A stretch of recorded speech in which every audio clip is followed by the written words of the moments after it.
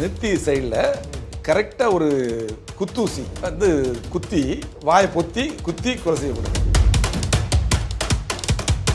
ஆந்திராவில் 40 கொலைகள் இந்த மாதிரி நடந்தது.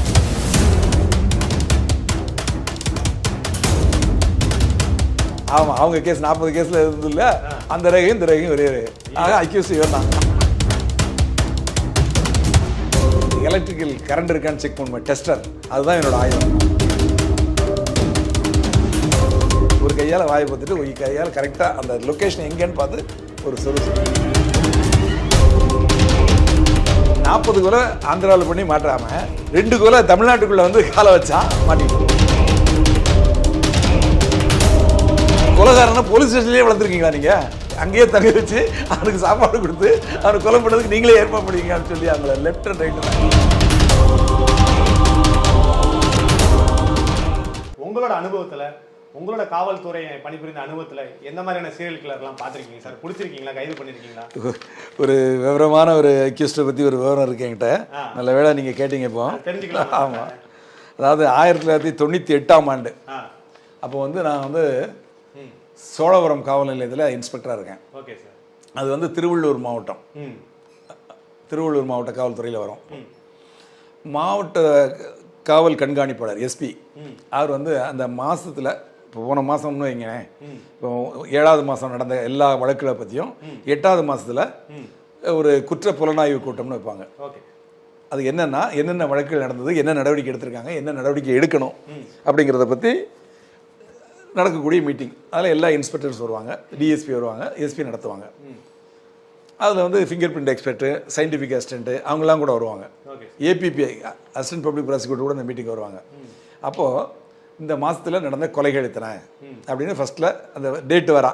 இப்போ ஜூலை மாதத்தை ரிவ்யூ பண்ணுறாங்கன்னு வைங்க, 1ஆம் மாதம் 1ஆம் தேதியிலேருந்து 30ஆம் தேதி வரைக்கும் வரிசையாக உள்ள இதில் எந்தெந்த டேட்டில் எந்த கொலை நடந்தது அப்படின்னு சொல்லி அந்த இன்ஸ்பெக்டர் எழுந்திரிச்சு சொல்லுவார். இத்தனாம் தேதி இது மாதிரி இப்படி கொலை நடந்தது, இதில் வந்து அக்யூஸ்ட் அரெஸ்ட் பண்ணிட்டோம், இல்லை அக்யூஸ்ட்டை பிடிக்க முடியல, இல்லை பிடிச்சிட்டோம், பிடிச்சவங்களுக்கு குண்டாஸில் போட்டோம், இல்லை சார்ஜ் ஷீட் போட்டோம், இப்படி இதை மாதிரி சொல்லுவாங்க. அப்போது அந்த மாதம் மீட்டிங்கில் வந்து 2 கொலைகள். ஒரு கொலை வந்து பள்ளிப்பட்டு காவல் நிலையத்தில், இன்னொன்று கனகம்மாச்சத்திரம்னு ஒரு காவல் நிலையத்தில். அப்போ வந்து 2 கொலைகளும் கிட்டத்தட்ட ஒரே மாதிரி. அப்போ அந்த இன்ஸ்பெக்டர் சொல்கிறாங்க இது மாதிரி நடந்தது அப்படின்னு. இவரும் சொல்கிறார் அதே மாதிரி. எந்த மாதிரி நடந்தது அப்படிங்கிறத நான் சொல்லிடுறேன். அதாவது மெயின் ரோடு பஸ் போகக்கூடிய மெயின் ரோடு, அந்த ரோட்டில் கிராமம் வந்து அந்த ரோட்டை விட்டு கொஞ்சம் உள்ளே தள்ளி இருக்கும், 1 கிலோமீட்டர் 2 கிலோமீட்டர் தள்ளி இருக்கும். அந்த மெயின் ரோட்டில் பஸ் ஸ்டாப் இருக்கும். அந்த பஸ் ஸ்டாப்பில் நிச்சயமாக ஒரு கொட்டை ஒன்று போட்டு அதில் ஒரு டீ கடை, பெட்டி கடை மாதிரி வச்சுருப்பாங்க அந்த காலத்தில். ஆமாம், அதில் வந்து அந்த அவங்களே அந்த கடையை நடத்துகிறவரும் அவர் மனைவியும் அவங்க குடும்பத்தார் அதிலே குடியிருப்பாங்க. கடையும் இருக்கும், டீ கடையும் இருக்கும், அதில் டிஃபன் கடையும் இருக்கும், பெட்டி கடையும் இருக்கும், சில இதில் சைக்கிள் கடையும் இருக்கும். அந்த மாதிரி கடைகள் இருக்கும். அந்த ஊருக்கு போகிறவங்க வந்து அந்த சைக்கிள் எடுத்துகிட்டு ஊருக்குள்ளே போய் இது பண்ணிட்டு வருவாங்க. பஸ் ஏற வரவங்க வந்து பஸ் ஏறுவாங்க. இவங்க அங்கேயே தான் தங்கியிருப்பாங்க. இவங்க குடும்பம் நடத்துறது அங்கேயே தான். இதில் வந்து வெயில் காலங்களில் அந்த குடிசைக்குள்ளே தங்குற உள்ள காற்றோட்டம் இருக்காது. அப்போ அவங்க வெளியே படுத்து தூங்குவாங்க. அதாவது அந்த குடிசைக்கு முன்னாடி ரோட்டை ஓரத்தை படுத்து தூங்குவாங்க. ஆண் பெண் குழந்தைகள்லாம் தூங்குவாங்க. இதை மாதிரி தூங்கிக்கிட்டு இருந்த ஒரு பெண்ணை தான் கொலை பண்ணியிருக்காங்க. ஆமாம், முதல்ல அதாவது இங்கே தெரிய வருது ஒரே மாதத்தில் 2 கொலைகள் வெவ்வேறு தேதிகள் நடக்குது. அதில் எப்படி கொலை செய்யப்பட்டிருக்காங்க அப்படின்னா, தூங்கிட்டு இருந்த பெண்ணை நெத்தி சைடில் கரெக்டாக ஒரு குத்தூசி வந்து குத்தி வாயை பொத்தி குத்தி கொலை செய்யப்பட்டிருக்காங்க. அது கரெக்டாக அந்த எந்த இரத்த குழாய் மேலே இந்த இடத்துல போகுமோ அதை தெரிஞ்சு கரெக்டாக அந்த இடத்துல குத்துனா ஒரே குத்து தான், வேறு ஒன்றுமே கிடையாது. ஒரே குத்து தான், கத்தாமல் வாயை பொத்திக்கிட்டு கொலை செஞ்சுட்டு அவங்க அப்படியே கை கால உதறுவாங்க, இறந்து போயிடுவாங்க. இறந்து போனதுக்கப்புறம் அவங்க கழுத்தில் போட்டுக்கக்கூடிய தாலின்னா அதெல்லாம் ரொம்ப ஏழ்மையான குடும்பங்கள் தானங்க இருக்காங்க. கடை வச்சுருக்க போங்க, ஒரு 1 கிராம் 2 கிராம் அது மாதிரி தான் இருக்கும். அந்த தாலியை எடுத்துகிட்டு போயிடுது. இல்லை அப்படின்னா சிலர் மூக்குத்தி போட்டுப்பாங்க, அதுவும் ரொம்ப கம்மியாக தான் இருக்கும், கல் தான் இருக்கும். அது பிறகு கம்மல் போட்டுருப்பாங்க. சிலர் தாலி மட்டுமே இருக்கும். இந்த மாதிரி இருக்கிறதுல ஒரு இதில் தாலி போயிருக்கு, இன்னொரு கேஸில் வந்து தாலியும் கூட இருந்த மூக்குத்தி அந்த கம்மல்லாம் போயிருக்கு. 2 வழக்குலையும் ஒரே டைப் நடந்திருக்கு. ஃப்ரெண்ட்ஸ், ரோட்டு மேலே நடந்திருக்கு. அப்படின்னு சொல்லி வருது. அப்போ 2 கொலை ஆனோன்னா எஸ்பி வந்து அந்த அவங்க சத்தம் போட்டு சரி இது எப்படி கண்டுபிடிக்க என்ன முயற்சிகள்லாம் பண்ணீங்க அப்படின்னு சொல்லி கேட்குறாரு. அப்போ சொல்கிறாரு அந்த இன்ஸ்பெக்டர், அவருக்கு திருப்தி அடையலை. அப்போ ஒவ்வொருத்தரும் உங்களோட இதை சொல்லுங்கள், என்னென்ன பண்ணலான்னு சொல்லுங்கள் அப்படின்னு கேட்குறாரு.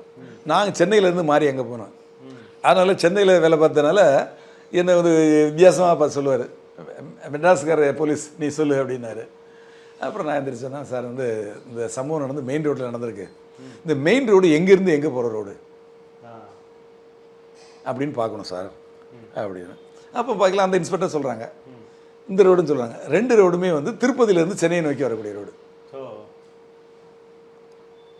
அப்போ அந்த மெயின் ரோட்டில் தான், அப்போ அந்த அஃபண்டர் வந்து அந்த ரோட்டில் தான் வந்திருக்கணும், வந்துட்டு அந்த வழியாக தான் போயிருக்கணும், ஒன்று சென்னையிலேருந்து போயிருக்கணும் இல்லை அங்கேருந்து வந்திருக்கணும் அப்படின்னு சொன்னேன்.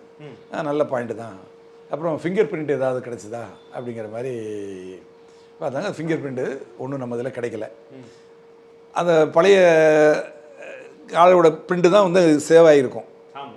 ஏற்கனவே ஒரு வழக்கில் சம்மந்தப்பட்டவனோட பிரிண்ட்டு தான் வந்து சேவ் ஆகிருக்கும். இப்போ சம்பவம் நடந்த இடத்துல கிடைக்கக்கூடிய பிரிண்ட்டு எடுத்து செக் பண்ணி பார்த்து அந்த பிரிண்ட்டும் இதுவும் ஒத்து போச்சுன்னா அவன் தான் பண்ணியிருக்கான் அப்படின்னு ஒரு முடிவுக்கு வரலாம். புரியுதா உங்களுக்கு நான் சொல்லுவேன்? ஆமாம், இந்த 2 சம்பவத்துலேயும் அந்த மாதிரி பிரிண்ட்டும் இல்லை. அந்த உடனே அடுத்த பாயிண்ட் சொல்லலாமா சார்னா சொல்லுங்கள். நாங்கள் சார் இப்போ நம்ம இந்த பக்கம் எடுத்தாச்சுன்னா சென்னையில் இந்த மாதிரி வழக்குன்னா உடனே பேப்பரில் டிவியில் வந்துடும். அந்த மாதிரி வழக்கு எதுவும் இல்லை. அந்த பக்கம் ஆந்திராவில் ஏதாவது நடந்திருக்கான்னு கொஞ்சம் செக்அப் பண்ணணும் சார். ஏன்னா பேரலெல்லாம் அங்கேயும் நடந்ததுக்கு வாய்ப்பு இருக்குது. ஏன்னா இங்கே வந்து ஒரே மாதத்தில் 2 நடந்திருக்கு. ஆமாம், ரோடு அங்கேருந்து வருது, அதனால் அந்த பக்கம் பார்க்கணும் சார். அப்படி இருந்தால் இதே similar type of offence, method of operation இதே மாதிரி தான் சம்பவம் நடந்திருக்கா அப்படிங்கிறதையும் பார்க்கணும். அந்த இடங்களில் எங்கேயாவது கைரேகை கிடைச்சிருக்கான்னு பார்க்கணும். இப்படின்னு 3 தகவலை சொன்னேன். ஒன்றும் நல்ல பாயிண்ட் அப்படின்னாரு. அப்புறம் ஃபிங்கர் பிரிண்ட் அவங்க டிஎஸ்பி இருப்பார், அவங்ககிட்ட சொன்னார் பண்ணலாமா அப்படின்னாரு. சரி ரைட்டுன்னு. அப்புறம் அந்த இது வந்து 2 ஸ்டேஷனுமே திருத்தணி டிஎஸ்பி கண்ட்ரோலில் வரும். அவங்க திருத்தணி டிஎஸ்பிகிட்ட சொல்லி இதை உடனே நீங்கள் போய் ஆந்திராவில் போய் இதை விசாரிங்க, அங்கே நியரஸ்ட்டு அவங்க இது வந்து பெரிய ஊர் திருப்பதி தான், அங்கே போய் விசாரிங்க அப்படின்னு சொல்லிட்டாங்க. அதன் பேரில் இவங்க நம்ம டீம் அங்கே போகிறாங்க. அங்கே போய் பார்க்கையில் திருப்பதியில் அங்கே போய் அங்கே வந்து ஃபிங்கர் பிரிண்ட் பியூரோவில் போய் இவங்க விசாரித்த உடனே அங்கே சிஆர்பின்னு இருக்குது, க்ரைம் ரெக்கார்ட்ஸ் பியூரோ. அதில் அவங்க சொல்கிறாங்க ஆந்திராவில் 40 கொலைகள் இந்த மாதிரி நடந்திருக்கு. 40 கொலை வந்து கிட்டத்தட்ட ஒரு 6 மாத காலமாக நடந்துட்டுருக்கு. தொடர்ந்து நடக்குது. இது மாதிரி பெண் தனியாக இருக்குது, அது மாதிரி படுத்து தூங்கக்கூடிய பெண்ணை ஒரே குத்தால் குத்தி போட்டிருக்க தாலி, அதாவது எடுத்துகிட்டு போகிற பொருள் வந்து ரொம்ப வந்து வேல்யூ கம்மி, ஆனால் தாலிங்கிறதுல வேல்யூ ஜாஸ்தி, சென்டிமெண்டலாக வேல்யூ ஜாஸ்தி. இது அப்போ அங்கே சிஎம்மாக இருந்த இப்போ இருக்காரு சந்திரபாபு நாயுடு, அவர் வந்து இதை வந்து ஒரு பெரிய கோவப்பட்டு தாலியை கொலை பண்ணிவிட்டு தாலியை எடுத்துகிட்டு போகிறாங்க, போலீஸ் கண்டுபிடிக்கலான்னு சொல்லி அங்கே வந்து அந்த போலீஸ் டிஜிபி எல்லார் லெவல்லையும் அவங்க வந்து சரியான டோஸ் விட்டுருக்காரு. அந்த போலீஸ் வந்து கொதிச்சு போயிருக்காங்க, கண்டுபிடிக்க முடியல அவங்களால. அப்போ நம்ம இதில் இந்த மாதிரி 2 அஃபென்ஸ் ஆகிருக்கு அப்படின்னோடனே நம்ம ஆளுக்கு அங்கே போய் கேட்டால இப்போ ஃபிங்கர் பிரிண்ட்டு எங்கேயா கிடச்சிதா எதுன்னு கேட்டிருக்காங்க. அப்போ 1-2 சீனில் பிரிண்ட்டு கிடச்சிருக்கு. ஆனால் அந்த பிரிண்ட்டு வந்து கன்விக்ஷன் ஆனவங்களோட பிரிண்ட்டோட டேலி ஆகலை, மேட்ச் ஆகலை. அப்போது அவங்கெல்லாம் வந்து சிங்கிள் டிஜிட் ஃபிங்கர் பிரிண்ட் பியூரோன்னு வச்சுருக்காங்க. நம்ம வந்து 6 டிஜிட் ஃபிங்கர் பிரிண்ட் பியூரோ. ரெண்டுக்கு என்ன வித்தியாசம்னா, இந்த இது இருக்கு இல்லையா, இதில் ரிட்ஜஸ் இருக்கும், வளைவுகள் இருக்கு இல்லையா, அந்த வளைவுகளில் வந்து ஒரு வளைவை வச்சு கண்டுபிடிக்கிறது, சென்டராக இருக்கிற வளைவை வச்சு. நம்ம இதில் வந்து இந்த 6ல் ஏதாவது ஒரு வளைவை வச்சு கண்டுபிடிக்கலாம். ஆமாம், அப்போ உங்களுக்கு வந்து 6 மடங்கு ஈஸியாக கண்டுபிடிக்கலாம். ஆமாம், அட்வான்ஸாக நம்மகிட்ட இருக்குது அந்த இது. இந்த வசதியை வச்சு நம்ம டீம் வந்து அவங்களுக்கு ஹெட் குவார்ட்டர்ஸ் வந்து ஹைதராபாத்தில் உள்ள ஃபிங்கர் பிரிண்ட் எல்லாம் இவங்க போய் செக் பண்ணுறாங்க. அங்கே லட்சக்கணக்கில் இருக்குது.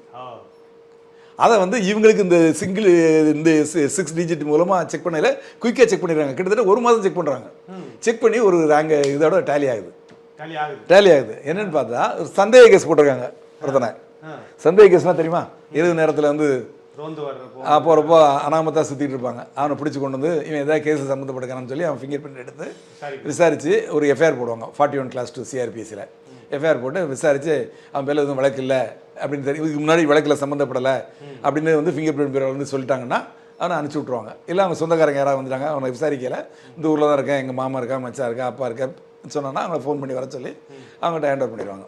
அதை மாதிரி ஒரு சந்தேக கேஸில் ஒருத்தனோட ரேகை டேலி ஆகுது. அந்த டேலி ஆகுதுன்னா அவனோட அட்ரஸ் அந்த சந்தேக கேஸில் பிடிக்கப்போ அவன் கொடுத்த அட்ரஸ் எங்கே இருக்குது அப்படின்னு சொல்லி பார்க்குறாங்க. அப்புறம் வந்து பார்த்தாச்சுன்னா அது திருப்பதி காட்டுது. திருப்பதி காட்டுன்னு திருப்பி எகைன் திருப்பதிக்கு வராங்க. திருப்பதி இங்கே வந்து நம்ம எஸ்பிகிட்ட சொல்கிறாங்க. எஸ்பி சொல்லி சரி இப்போ திருப்பதினா போய் நீங்கள் போங்கன்னு சொல்லி அந்த டீம் எல்லாம் அனுப்பிச்சி விட்டு அந்த திருப்பதியில் போய் அந்த போலீஸ் ஸ்டேஷனுக்கு போக சொல்கிறாங்க. அந்த டிஎஸ்பியை பார்க்க சொல்கிறாங்க. டிஎஸ்பியை பார்த்து இங்கே இருக்க டிஎஸ்பிலாம் போய் அவங்ககிட்ட வந்து பேசியிருக்கீங்க, அது மாதிரி ஒரு அக்யூஸ்ட்டை தேடி வந்தால் கொஞ்சம் ஹெல்ப் பண்ணுங்கள் அப்படின்னு சொல்கிறாங்க. அப்போ அவங்க சொல்கிறாங்க உங்களுக்கு இப்போ என்ன அட்ரஸ் தெரியுமா பேர் தெரியுமான்னு சொன்னால் பேரெல்லாம் சொல்கிறாங்க. அவன் பேர் குண்டலு கோபால்னு. குண்டலு கோபால். ஆமாம். அவனுக்கு பூர்வீகம் வந்து ஆந்திரா தான், ஆனால் வந்து திருப்பதி கிடையாது. திருப்பதிக்கு பக்கத்தில் வேற ஒரு ஊர். அங்கேருந்து அதுக்கு திருப்பதிக்கு வந்திருக்காங்க. அந்த காலத்துலேயே வந்து அங்கேயே செட்டில் ஆகிட்டான். அவனை வந்து ஒரு சந்தேக கேஸில் பிடிச்சி போட்டிருக்காங்க. அப்போ கைரேகை எடுத்திருக்காங்க. அந்த கைரேகை தான் இந்த 40 கேஸ்லையும் டேலி ஆகுது. சரி அவனை பிடிக்கணும் அப்படின்னு சொல்லி அவங்க லோக்கல் அட்ரஸ் கொடுத்துருப்பாங்கல்ல, அப்போ இவங்க சொல்லியிருக்காங்க சரி பிடிச்சிடலாம் அப்படின்னு சொல்லிட்டு சரி நீங்கள் வந்தீங்களே காஃபி சாப்பிட்டீங்களா டீ சாப்பிட்டீங்களான்னு அந்த டிஎஸ்பி கேட்டிருக்காரு. அப்போ இவங்க சரி ஏதாவது சொல்லுங்கள் அப்படின்ட்டு இருக்காங்க. நம்ம டீம் ஒரு 7 பேர் போயிருப்பாங்க இல்லையா. அப்போ வந்து அங்கே ஸ்டேஷனில் வேலை செய்யறதுக்கு ஆள் இருப்பாங்கல்ல, பெல் அடித்து கூப்பிட்றாரு. அந்த ஆர்டர்லி வராரு. அவர்கிட்ட சொல்லி அந்த இவன்கிட்ட சொல்லி அந்த கோபால்கிட்ட சொல்லி ஒரு 10 டீ எடுத்துகிட்டு சொல்லுங்கள் அவங்களுக்குலாம் அப்படின்னு சொல்லி சொல்கிறாங்க. அவங்க சரின்னு சொல்லி அந்த இவர் போயிடுறாரு. அவர் கோபால் அப்படின்னு கூப்பிட்டு அவனை கூப்பிட்டு டீ வாங்கிறதுக்கு அனுப்பிச்சி விட்றாங்க. இது கவனிச்சுட்டு இருக்க நம்ம ஆள் பார்க்குறாங்க. சார் பேர் கேட்டால் கோபால்னு வருது சார் அப்படின்னு சொல்லிட்டு சந்தேகப்படுறாங்க. சந்தேகப்பட்டு டீ வாங்கிட்டு வந்ததுக்கப்புறம் அவர்கிட்ட அந்த டிஎஸ்பிகிட்ட சொல்கிறாங்க. சார் இது வந்து யார் சார் இவர் அப்படின்னு. இவன் நம்ம ஸ்டேஷனில் வேலை செய்கிறவங்க, இவன் ஒரு அனாதை, இங்கே ஸ்டேஷன்லேயே தான் இருப்பான், ராத்திரி இங்கே தான் படுத்துக்குவான், நம்ம போலீஸுக்கு டீ வாங்கி கொண்டு கொடுப்பான். இங்கே வந்து போலீஸார் வந்து அவங்களுக்கு வாங்கக்கூடிய டிஃபன் சாப்பாடு இதெல்லாம் வாங்கல அவனுக்கு சாப்பாடு வாங்கி கொடுப்பாங்க. இங்கே உள்ள எடுபடி வேலை செஞ்சுட்டு இங்கே தான் இருக்கிறான் அப்படின்னு சொல்லி சொல்கிறாங்க. அப்படியா அப்படின்னு கேட்டுக்கிறாங்க. ராத்திரி கூட அங்கெல்லாம் வந்து எப்படின்னா ஒரே ஒரு போலீஸ் தான் நைட் இருப்பாங்க. அங்கே ஸ்டேஷனை க்ளோஸ் பண்ணிவிட்டு உள்ளே படுத்துக்குவார் சென்ட்ரி. அப்போ கூட இவன் அவருக்கு கடைசியாக டிஃபன் வாங்கி கொடுத்துட்டு இவன் அந்த ஸ்டேஷனில் உள்பக்கம் அவர் படுத்திருப்பார், இவன் வெளியே வராண்டாவில் படுத்திருப்பான். காலையில் 5 மணிக்கு அவர் எந்திரிக்கல, இவன் தான் டீ வாங்கி கொண்டு கொடுப்பான். அதனால் அங்கேயே தான் இருப்பான் அவன் அப்படின்னு சொல்லி சொல்கிறாங்க. இருந்தாலும் நம்ம ஆட்களுக்கு சந்தேகம் வந்துருச்சு. அப்போ கேட்குறாங்க சார் இருந்தாலும் இந்த பேர் அந்த பேர் ஒன்றா இருக்குது, அவன் கைரேகை எடுத்து பார்த்துலாமா அப்படிங்கிறாங்க. அதுக்கு என்ன எடுத்து பாருங்க அப்படிங்கிறாங்க. உடனே அவனை கூப்பிட்டு கைரேகை ஃபிங்கர் பிரிண்ட் எக்ஸ்பர்ட் கூட போகிறாங்களா எடுக்கிறாங்க. எடுத்து பார்த்தா இது கைரேகை டேலி ஆகுது. ஆமாம், அவங்க கேஸ் 40 கேஸில் இருந்தது இல்லை, அந்த ரேகையும் இந்த ரேகையும் ஒரே ஆக அக்யூஸ் இவன் தான். அப்புறம் அவன் திருன்னு பிடிக்கிறான். அதுக்கப்புறம் என்ன சமாச்சாரம் ஏது விசாரிச்சா, அப்புறம் அவங்க முறைப்படி விசாரிக்கக்கூடிய வகையில் விசாரித்தா அவன் உண்மையை சொல்கிறான். என்ன பண்ணுறான் அப்படின்னா, இவன் வந்து போலீஸ் ஸ்டேஷனில் இந்த மாதிரி வேலையெல்லாம் செஞ்சுட்டு நைட்டு படுத்துக்க வேண்டியது. ராத்திரி 10 மணி 11 மணிக்கு மேலே போலீஸ் ஸ்டேஷன் மூடிடுவாங்க அங்கெல்லாம். மூணதுக்கு அப்புறமா இவன் தூங்குற மாதிரி அப்படியே எந்திரிச்சு வெளியே வர வேண்டியது. வெளியே வந்து அங்கேருந்து அந்த ஊர்லேருந்து லாரிகள்லாம் வெளியே நேஷனல் ஹைவேஸில் போகும் இல்லையா, அந்த இடத்துல போய் நிற்க வேண்டியது. வரக்கூடிய ஏதாவது ஒரு லாரியை கை காட்ட வேண்டியது. எங்கே போகணுன்னு கேட்பான். போகிற வழியில் ஏதாவது ஒரு இடத்துல என்ன இறக்கி விடுன்னு சொல்லி ஒரு இடத்த ஒரு சொல்லுவான். ஒரு 10 ரூபா கொடுத்தாலும் அவன் போயிட்டு இருப்பான். வண்டி போயிட்டே இருக்கும். பார்ப்பான் இது மாதிரி இந்த குடிசை வீடு எங்கே இருக்குது, அங்கே வெளியே ஆள் படுத்து தூங்குறாங்களா அப்படின்னு பார்ப்பான். பெண்கள் படுத்துருக்காங்களா படுத்தாச்சுன்னா வண்டி நிறுத்துங்கன்னு சொல்லி அவங்க எல்லாம் காசு கொடுத்துட்டு இறங்கிடுவான். இறங்கிட்டு பார்ப்பான் பக்கத்தில் பெண்கள் உடனே சத்தம் போட்டால் ஒரு கைகால் உதறையில் கூட ஒருத்தங்க முடிக்காத அளவுக்கு இருக்காங்கிறத ஒரு 5 நிமிஷம் அங்கேருந்து வெயிட் பண்ணி பார்த்துட்டு இவங்க தூங்குறாங்கன்னா என் கையில் என்ன ஒரே ஒரு பொருள் தான் எடுத்துகிட்டு போவான். இந்த எலக்ட்ரிக்கல் கரண்ட் இருக்கான்னு செக் பண்ணுவேன், டெஸ்டர், அதுதான் என்னோடய ஆயுதம். அதை பாக்கெட்டில் வச்சுருப்பான். அப்படியே போய் பார்த்துட்டு கழுத்தில் தாலி இருக்குது அப்படின்னா தனியாக தள்ளி படுத்துருக்காங்க அப்படின்னா ஒரு கையால் வாயை பார்த்துட்டு ஒரு கையால் கரெக்டாக அந்த லொக்கேஷன் எங்கேன்னு பார்த்து ஒரு சொருவோம். அந்த மெயின் வெயின் கட்டாயின்னா பிளட்டு அடிக்கும், பீச்சு அடிக்கும். பீச்சு அடித்தோன்னா கொஞ்சம் நேரத்தில் கைகால் உதறி வாயை மட்டும் அமுக்கி பிடிச்சிக்குவான். இறந்ததுக்கப்புறம் அந்த தாலியை கட் பண்ணி எடுத்துகிட்டு அறுத்து எடுப்பான், இல்லை அறுத்து எடுப்பான். எடுத்துகிட்டு அப்படியே நடந்து கொஞ்சம் தூரம் வந்து அங்கே காத்துட்டு இருப்பான். இந்த பக்கம் வரக்கூடிய ஒரு லாரியில் இதே மாதிரி ஒரு 10 ரூபா கொடுத்து திருப்பி ஏறி ஒரு 3 மணி 4 மணிக்கு ஸ்டேஷனுக்கு வந்துடுவான். வந்து படுத்துக்குவான். காலையில் 5 மணிக்கு பாராகாருக்கு டீ வாங்கி கொடுப்பான். அடுத்த நாள் வந்து மத்தியான டயத்தில் அங்கே இருக்கக்கூடிய நகை கடைகள் இருக்கு இல்லையா, பழைய பொற்கொள்ளர்கள்லாம் இருப்பாங்களா தனி, அந்த மாதிரி இடத்துல கொண்டு போய் இதை விற்க வேண்டியது. பெருசாக ஒன்றும் காசு கிடைக்காது. அதை வச்சு ஜாலியாக செலவு பண்ண வேண்டியது. அது முடிஞ்சு போனதுக்கப்புறம் திருப்பி இன்னொரு நாள். இப்படியே 42 கொலை பண்ணியிருக்கான். 40 கொலை ஆந்திராவில் பண்ணி மாட்டாமல் 2 கொலை தமிழ்நாட்டுக்குள்ளே வந்து காலை வச்சா மாட்டிக்கிட்டான். அப்புறம் அவனை அரெஸ்ட் பண்ணி ரிமாண்ட் பண்ணி இதுக்கப்புறம் சிஎம் வந்து அந்த போலீஸை டபுள் மடங்கு விடணும்னு விட்டுருக்காரு. ஏன்னா கொலைகாரனை போலீஸ் ஸ்டேஷன்லேயே வளர்த்துருக்கீங்களா நீங்கள்? அங்கேயே தங்க வச்சு அவனுக்கு சாப்பாடு கொடுத்து அவனை கொலை பண்ணுறதுக்கு நீங்களே ஏற்பாடு பண்ணுவீங்கன்னு சொல்லி அவங்கள லெஃப்ட் அண்ட் ரைட் வாங்கி அப்புறம் அவனை வந்து எஸ்கார்டில் எடுத்துகிட்டு வரையில் வண்டி ஆக்சிடெண்ட் ஆகி அப்போ அவன் தப்பிச்சு காவல்துறையை தாக்க முயற்சி பண்ணான். காவல்துறை அவனை என்கவுண்டர் பண்ணி அவனை காலி பண்ணிட்டாங்க. இறந்து விட்டார். 42 வழக்கம் முடிந்து விட்டார். அவ்வளோதான், அந்த கேஸே முடிஞ்சது. ஆமாம், அதாவது ஆந்திராவில் 40 கொலை பண்ண முடிஞ்சது, அங்கே காவல் நிலையத்திலேயே தங்க முடிஞ்சது. ஆனால் என்னைக்கு தமிழ்நாட்டுக்குள்ளே கால் எடுத்து வச்சானோ, ஒரு ஸ்டெப் வச்சானோ, அன்றைக்கி அவனுக்கு பிடிச்சது சரி. அதுதான் நம்ம தமிழ்நாட்டு காவல்துறையை பெருமையாக சொல்கிறதுக்கு காரணம் அதுதான். எல்லா விஷயத்துலையும் அலர்ட்டாகவும் இருப்பாங்க, விவரமாகவும் இருப்பாங்க, விழிப்பாகவும் இருப்பாங்க. ஸ்காட்லாந்து யாருக்கு அடுத்த இடத்துல, அதனால தான் நம்மளை சொல்கிறாங்க. ரொம்ப சுவாரஸ்யமான தகவல்கள் பகிர்ந்துக்கிட்டீங்க சார். வரும் வாரங்களில் இது மாதிரி பல சீரியல் கில்லர்களை பற்றி பார்க்கலாம். நன்றி, வணக்கம்.